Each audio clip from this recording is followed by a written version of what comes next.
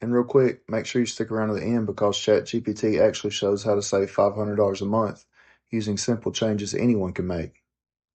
If you want a simple way to take control of your money without spreadsheets or stress, watch this. Welcome to Edge Elevated. I make videos about how to make your life easier, smarter, and more productive. And just to be clear, I'm not a financial advisor. I'm just showing you how to use AI to manage your own money. Most of us deal with bills, debt, and expenses that feel like they're stacking up. And honestly, budgeting can feel overwhelming, especially when you don't know where to start. That's why I wanted to see if ChatGPT could build a full budget for me from scratch. So I gave ChatGPT a realistic income, bills, groceries, gas, everything. And what it created wasn't just a budget, it was a full plan to save money and pay off debt faster. Let me show you exactly how this works. All right, so I'm going to start on Google. Nothing fancy. I want to show you how fast this really is. You don't need any special software, no spreadsheets, nothing complicated. I'm headed over to ChatGPT, which is basically an AI assistant you can talk to like a real person. You just type what you need and it builds everything for you. I'm going to start with giving it a realistic budget of $4,000 and tell it to make things simple enough for a beginner to understand. Let's see what happens. So right here, ChatGPT is breaking everything down for me. And what I like about this is that it doesn't overcomplicate anything. It starts with a super simple structure called the 50-30-20 rule that basically means half your money goes to needs, 30% goes to wants, and the last 20% goes towards savings or paying off debt. For a $4,000 income, that comes out to $2,000 for needs, $1,200 for wants, and $800 for savings. And even if your numbers are different, this gives you a clear starting point instead of guessing every month. Then it goes a step further and actually breaks down what those categories look like in real life. Rent, utilities, groceries, gas, all the stuff you have to pay no matter what. Seeing it laid out like this makes it way easier to understand where your money is going instead of feeling like it just disappears. And then it shows the wants category: eating out, entertainment, subscriptions, shopping. This is usually the area where most of us overspend without realizing it. When you see the numbers in front of you, it becomes a lot easier to make small changes that actually save you money. Finally, it builds out the savings and financial growth section: emergency fund, investing, debt payoff, the things that actually move you forward. And even if you can't hit these exact amounts right away, having a target gives you something to work toward instead of just hoping things get better.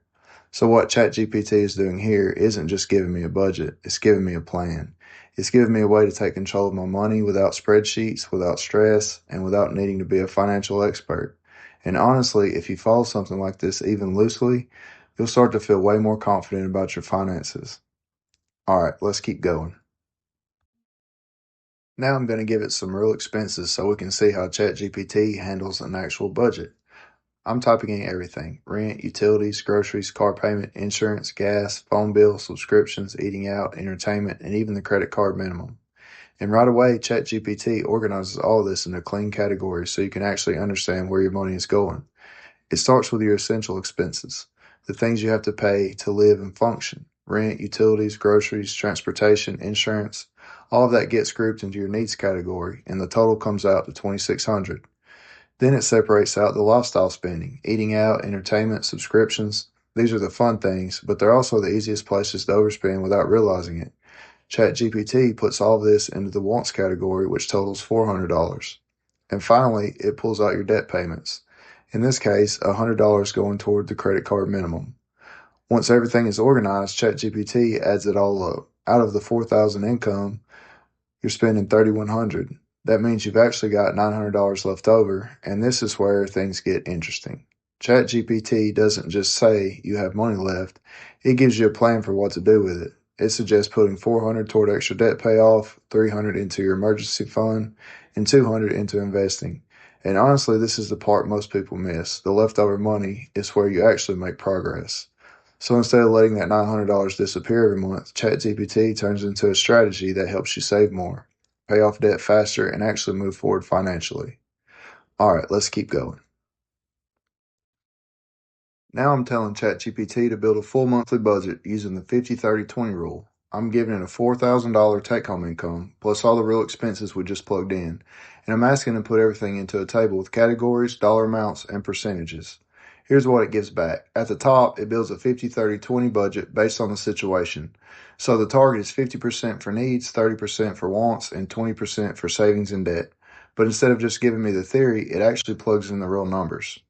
In the needs section, it lists out rent, utilities, groceries, car payment, insurance, gas, and phone bill. That total comes out to $2,600, which is about 65% of the income. So right away, I can see the essential costs are a little higher than the classic 50% target. Then it shows the wants category, eating out, entertainment, and subscriptions. That only adds up to $400 or 10% of the income. And it even shows that there's $800 of unused want budget based on the 50-30-20 rule. Finally, it breaks out savings and debt. It's got $100 going to the credit card minimum, and then it suggests $700 for extra debt, savings, or investing. That hits the full 20% savings and debt goal. Underneath, ChatGPT explains what this actually means. It tells the needs are a bit high, the wants are very low, while still hitting the savings target. Then it gives simple game plan. Keep the realistic fixed bills and use that extra room in the wants and savings area wisely, either to enjoy life or to push harder on saving and debt payoff. So instead of just numbers on the screen, it's given a clear picture of how the money is split and what small adjustments could actually improve the situation. Let's keep going. Now I'm asking ChatGPT a question a lot of people have. Where can I cut expenses without making my life miserable? And I'm telling it to give realistic suggestions for a beginner, nothing extreme, nothing that requires living cheap. The first thing it does is actually pretty encouraging. It says the spending isn't out of control and the goal isn't to slash everything. It's about making small, painless adjustments to add up over time. Then it starts breaking things down by category. In the needs section, it looks at the car payment, gas, insurance, groceries, and the phone bill. And instead of telling you to sell your car or stop driving, it gives you simple tweaks, things like combining trips, checking insurance rates, switching to a cheaper phone plan, or sticking to a basic weekly meal plan. Each one has a realistic savings range, usually somewhere between $30 and $100, depending on the category. Next, it moves into the wants. Eating out, entertainment, and subscriptions. These are the easiest wins. Cutting 1 or 2 meals out per week, rotating streaming services, or canceling anything you haven't recently used can save another $30 to $100 per month without really changing your lifestyle. Then it highlights the debt category. Even though the minimum payment is only $100, adding an extra $100 to $200 here makes a huge long-term difference because it cuts down interest and gets the balance paid off way faster. At the bottom, ChatGPT adds everything together. If someone applied just the simple changes, nothing drastic, the realistic savings come out to be around $300 a month, or about $3,600 a year. And to make it even easier, it gives a beginner-friendly weekly plan. Week 1, cut a subscription and reduce eating out. Week 2, lower the phone bill. Week 3, improve grocery habits. Week 4, shop insurance. Just one small change at a time. The overall message is simple. You don't need to live cheap. You just need to stop paying for things you don't actually care about. Let's keep going. Now I'm asking ChatGPT another question a lot of people have. How can I save an extra $500 a month? And again, I'm telling you to keep the advice realistic. ChatGPT starts by breaking the goal into simple categories. First is eating out. It shows that cutting this from $200 down to $100 by replacing just a couple meals a week with easy at-home options saves $100 right away. Then it looks at groceries. By switching to store brands, following a basic weekly meal plan, and avoiding impulse snacks, it shows how dropping from $400 to $325 saves another $75. Next is the phone bill. It points out that switching to a cheaper carrier like Mint Mobile or Visible can bring a $100 plan down to around $60, saving $40 a month. Entertainment and subscriptions get grouped together. Canceling unused services, rotating streaming apps, and mixing in free options brings that category from $200 down to $125, saving $75. Then it moves into driving habits. Combining trips, planning errands in one run, and driving a little smoother can bring gas from $200 down to $150, saving $50. Car insurance is next. Shopping around or asking for discounts can realistically save about $60 a month. And finally, it calls out something most people overlook, the invisible spending category. That's the random snacks, small purchases, and impulse buys. Setting a weekly limit can save another $100. At the bottom, ChatGPT adds everything up. Eating out, groceries, phone, entertainment, gas, insurance, and miscellaneous spending all together, the total comes out to exactly $500 a month saved. Then it explains what this looks like in real life. You're not canceling all fun or living on rice and beans. You're just being more intentional on cutting waste instead of cutting joy. It even gives a simple rule to follow. If you don't really care about it, don't pay for it. It even gives you a pro move too. Move that $500 straight into savings so it doesn't disappear from your checking account. Now I'm asking ChatGPT how long it would take to build a $5,000 emergency fund if someone saved $400 a month. And this is where it breaks the math down in a really simple way. It starts by showing the formula, goal divided by monthly savings. So 5,000 divided by 400 comes out to 12 and a half months, basically just over a year.